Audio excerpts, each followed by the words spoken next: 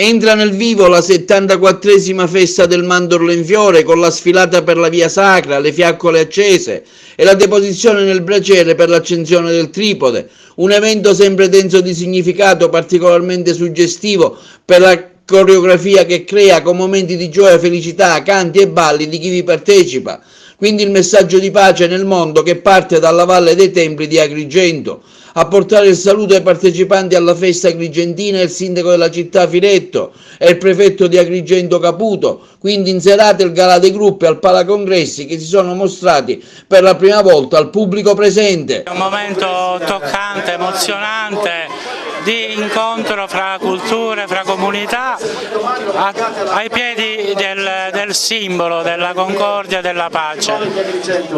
Una ennesima manifestazione di affetto tra le persone e tra le nazioni, tra i popoli che si riconoscono come fratelli e che vogliono intraprendere un percorso d'amicizia.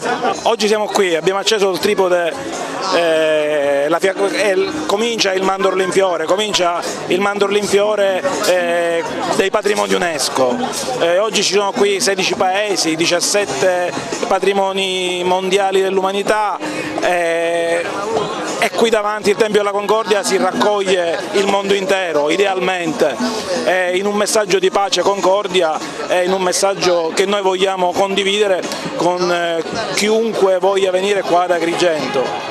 Il nostro è stato un impegno finanziario importante e siamo contenti di questo perché anche quest'anno abbiamo realizzato un mandorlo in fiore degno del suo nome e della sua storia. Abbiamo appena acceso il tripode dell'amicizia secondo l'impostazione di questa festa ben illustrata dal sindaco Firetto, che rilancia ancora una volta la vocazione universale della Valle dei Templi di Agrigento, come testimonia la convinta partecipazione di gruppi folcloristici da tutto il mondo. Antes que nada queremos darle el agradecimiento. Il ringraziamento a tutti voi per aver permesso a loro di essere qua e partecipare con il colore di Colombia a questa bella manifestazione internazionale della pace. El sabor y por supuesto con todo el carisma colombiano.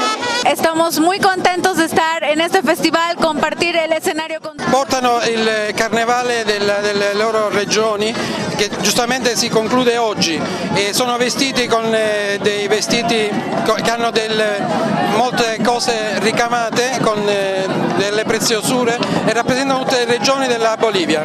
Suelta alla Bolivia! Mi pare che sia uno dei momenti più suggestivi che Mandorlo in fiore offre, è un grande messaggio, un bel messaggio e soprattutto una grande coreografia di fronte al Tempio della Concordia. Credo che sia un grande privilegio essere sindaco di una città e poter vivere momenti come questi che ti porterai nella vita per sempre. Presente come sempre a questo appuntamento importante, specialmente oggi per questo messaggio che veicola veramente di pace e di solidarietà tra i popoli.